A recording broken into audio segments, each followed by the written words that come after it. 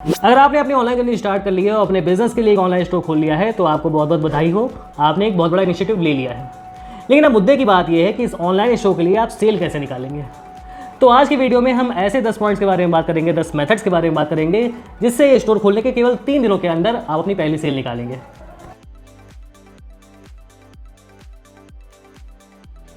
देखिए, एक online store में सेल निकालना एक स्टेप वाइज प्रोसेस है, इसीलिए इस वीडियो को हम 4 सेगमेंट्स में डिवाइड कर रहे हैं। पहला स्टेप, यहाँ पर आप ट्रैफिक कैसे लाएंगे। दूसरा स्टेप, जो ऑडियंस यहाँ पर आई है, जो ट्रैफिक यहाँ पर आया है, उन्हें परचेज करने के लिए कैसे मोटिवेट करेंगे। तीसरा स्टेप, अगर वो पर्सन बिना परचेज किए हुए आपके स्टोर से वापस जा रहा है तो उसे आप रोकेंगे कैसे। और चौथा और फाइनल स्टेप, अगर वो पर्सन बिना कुछ परचेज किए हुए आपके स्टोर से चला गया है तो उसे आप वापस कैसे लाएंगे। और जैसे कि वीडियो के स्टार्टिंग में हमने बताया कि हम ये ऑनलाइन स्टोर खोलने की केवल स्टार्टिंग के 3 दिनों की बात कर रहे हैं, हमें 3 दिनों के अंदर सेल निकाली है, तो यहाँ पर हम किसी फैंसी मेथड की बात नहीं कर रहे हैं। सो स्टार्ट करते हैं। फर्स्ट पॉइंट, अपने एग्जिस्टिंग नेटवर्क को यूज़ करिए। यहाँ पर दोनों बातें हो सकती हैं, या तो आप बहुत सोशल हैं या फिर नहीं भी हैं, लेकिन फिर भी हर तरह के आदमी का एक छोटा मोटा नेटवर्क तो होता ही है, और उसी नेटवर्क को यूज़ करके आपको अपने लिए पहली सेल निकालने की कोशिश करनी पड़ेगी, क्योंकि यहाँ पर सबसे ज़्यादा विश्वास आपके घर वाले, आपके दोस्त, आपके रिश्तेदार ही करते हैं। तो अगर आप अपने प्रोडक्ट से लिंक उनके साथ शेयर करते हैं, उनको बेचते हैं, अपने ऑनलाइन स्टोर के बारे में उनको बताते हैं, तो हो सकता है उनमें से कुछ लोग आपसे परचेज कर लें। यहाँ पर मेनली आपको ये बात ध्यान रखनी है कि बहुत ज़्यादा रैंडम लोगों को रैंडम प्रोडक्ट चिपकाने की कोशिश नहीं करनी है। आपको ये सोचना होगा कि कौन सा प्रोडक्ट किस आदमी के रिलेवेंट है, उसी से रिक्वेस्ट करिए कि वो प्रोडक्ट आपके काम का है और आप ले सकते हैं। अगर आप ऐसा कुछ करते हैं तो ऐसी बात नहीं कि आप उनसे कोई बहुत बड़ा फेवर मांग रहे हैं, आप बस ये प्रोडक्ट ऑफर कर रहे हैं उनको, और उनको इस चीज़ की रिक्वायरमेंट है, इसलिए वो परचेज कर सकते हैं। बस इसी पॉसिबिलिटी को यूज़ करना है और इसी पॉसिबिलिटी को ध्यान रखते हुए उन लोगों के साथ अपना प्रोडक्ट का लिंक शेयर करना है। सेकंड पॉइंट, अपने नेटवर्क का रेफरल यूज़ करिए। जैसा कि हमने पहले पॉइंट में बात की कि आपको अपना नेटवर्क को यूज़ करना है, छोटा हो या बड़ा हो, लेकिन आपको इससे फायदा मिल सकता है। और अगर आपको इन लोगों से फायदा नहीं मिल रहा है, ये लोग आपका प्रोडक्ट परचेज नहीं कर रहे हैं, तो आप इन लोगों से रिक्वेस्ट कर सकते हैं कि अपने आसपास के लोगों को आपका प्रोडक्ट रेफर करते हैं। मतलब यहाँ पर अपने नेटवर्क के साथ साथ आप उनके नेटवर्क का भी यूज़ करना चाहते हैं। यहाँ पर आपको भले ही थोड़ी सी रिक्वेस्ट करनी पड़ेगी, लेकिन एक बिजनेस इनिशिएट करने के लिए आपको थोड़ा सा फेवर उनसे लेना होगा, और इतनी सी रिक्वेस्ट आप कर सकते हैं। फायदा इसका ये होगा कि जब लोग अपने जानने वालों को आपका प्रोडक्ट रेफर कर रहे हैं, तो यहाँ पर आपको उनसे कुछ कस्टमर्स मिल सकते हैं। ये कस्टमर इसलिए मिलेंगे क्योंकि उनको एक जानने वाला रेफर कर रहा है। अगर आप डायरेक्टली उनको रेफर करेंगे प्रोडक्ट तो आपका शायद ट्रस्ट ना करें, लेकिन क्योंकि एक नोन पर्सन उन्हें ऑफर कर रहा है तो यहाँ पर वो परचेज कर सकते हैं। थर्ड पॉइंट, आप फेसबुक ग्रुप का यूज़ कर सकते हैं। यहाँ पर क्योंकि हमारे पास केवल 3 दिन है, इसलिए हम किसी और सोशल मीडिया मार्केटिंग की बात नहीं करेंगे, लेकिन आपको अगर अपने ऑनलाइन स्टोर प्रमोट करना है तो आप एटलीस्ट फेसबुक ग्रुप का यूज़ तो कर ही सकते हैं। यहाँ पर हम आपको अपना ग्रुप बनाने की बात नहीं कर रहे हैं, क्योंकि 3 दिन में वो पॉसिबल भी नहीं है। यहाँ पर आपको एक एग्जिस्टिंग ग्रुप ज्वाइन करना पड़ेगा और वहाँ पर अपने प्रोडक्ट पोस्ट करने होंगे। अगर वहाँ का एडमिन आपको अलाउ नहीं कर रहा है अपना पोस्ट करने के लिए, तो आप कुछ पैसे देकर भी उनसे पोस्ट करवा सकते हैं। जनरली फेसबुक ग्रुप पे पोस्ट करने की फीस काफ़ी कम होती है, तो आप इतना सा खर्च कर सकते हैं। अब आपके मन में क्वेश्चन ये आता है कि केवल फेसबुक ग्रुप ही क्यों यूज़ करने चाहिए आपको। इसका रीज़न ये है कि फेसबुक ग्रुप में आपको एक निश ऑडियंस मिलती है जो कि आपके प्रोडक्ट में इंटरेस्टेड हो सकती है। दूसरी बात यह है कि जब आप फेसबुक ग्रुप में पोस्ट करते हैं तो वहाँ पर कंपैरेटिवली उसको रीच ज़्यादा मिलती है, इसलिए आपको कुछ ऐसे ग्रुप ढूंढने चाहिए जिसमें एटलीस्ट 1 लाख से ऊपर मेंबर हो और वहाँ पर अच्छा एंगेजमेंट हो रहा हो। अगर ऐसे ग्रुप में आप अपना पोस्ट करते हैं तो यहाँ पर आपको सेल मिलने की अच्छी पॉसिबिलिटी बच जाती है। अभी तक के 3 पॉइंट्स हमने बात की कि अपने ऑनलाइन स्टोर में आप ट्रैफिक कैसे ला सकते हैं। आगे के कुछ पॉइंट्स हम इस बारे में बात करेंगे कि ये जो ट्रैफिक आपकी वेबसाइट पर आ गया है उसे आप सेल कैसे करेंगे, उसे परचेज करने के लिए मोटिवेट कैसे करेंगे।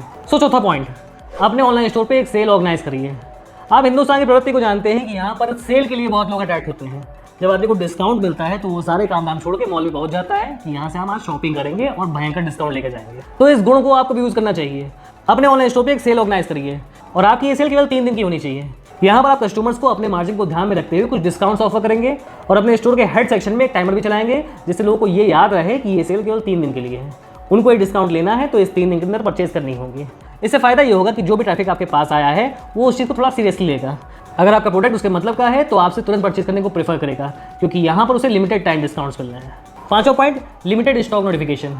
आपके प्लेटफॉर्म पे जो भी ऑडियंस आई है, आपको ये उन्हें दिखाना चाहिए कि ये जो प्रोडक्ट आप देख रहे हैं, उसे परचेज करना चाह रहे हैं, इसकी केवल लिमिटेड क्वांटिटी ही है। आप वहाँ पर कोई भी क्वांटिटी मेंशन कर सकते हैं जिससे कस्टमर के मन में एक अर्जेंसी फैक्टर पैदा हो।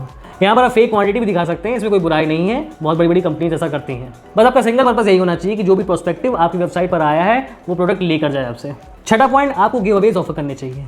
जैसा कि हमने बात की, केवल हमारे पास 3 दिन है, इसलिए हमें साम दाम दंड भेद हर चीज़ का यूज़ करना पड़ेगा अपने लिए सेल निकालने के लिए। अगर आपकी ऑडियंस लिमिटेड टाइम से नहीं डर रही है, उसको ये डर नहीं है कि इस टाइम के बाद डिस्काउंट्स खत्म हो जाएंगे या फिर इस टाइम के बाद स्टॉक ही खत्म हो जाएगा, तो यहाँ पर आप एक और स्ट्रेटजी अपना सकते हैं। आप गिव अवे कर सकते हैं। आप यहाँ पर ये ऑफर चला सकते हैं कि इस पर्टिकुलर प्रोडक्ट ए के साथ ये बी प्रोडक्ट फ्री मिलेगा, या फिर आप इतनी क्वांटिटी ए की खरीदते हैं तो इसके बाद आपको एक बी प्रोडक्ट फ्री मिलेगा। इससे और भी ज़्यादा स्मार्टली खेलना है आपको, तो आप ऐसा ऑफर चला सकते हैं कि जिन लोगों ने ए प्रोडक्ट लिया है उनमें से एक लकी ड्रॉ निकालेंगे और उन्हें बी प्रोडक्ट गिफ्ट करेंगे हम। इस तरह से आपको हर परचेज पे गिव अवे नहीं करना है, केवल कुछ लोगों को ही गिव अवे करना पड़ेगा। लेकिन क्योंकि ये चीज़ें कस्टमर के माइंड को हिट करती हैं, उसे परचेज करने के लिए मोटिवेट करती हैं, तो इन चीज़ों का यूज़ आप अपने लिए सेल जनरेट करने के लिए कर सकते हैं। 7वां पॉइंट, अपने कार्ट पेज पर आप एक टाइमर यूज़ कर सकते हैं। जब हमने पहले टाइमर की बात की थी वो वेबसाइट के हेडर पर लगा था और वो चीज़ काम करती है, वो चीज़ यूजफुल है। लेकिन जिस टाइमर की बात हम कर रहे हैं उसे समझने के लिए आपको कस्टमर जर्नी को समझना पड़ेगा। जनरली जब एक कस्टमर आपकी वेबसाइट पे आता है, वो आपकी वेबसाइट चेकआउट करता है, सारे प्रोडक्ट्स देखता है जो उसे चाहिए होते हैं, वहाँ से वो किसी एक प्रोडक्ट को चुनता है, उसे कार्ट में ऐड करता है और यहीं से शुरू होता है एक निगेटिविटी का दौर।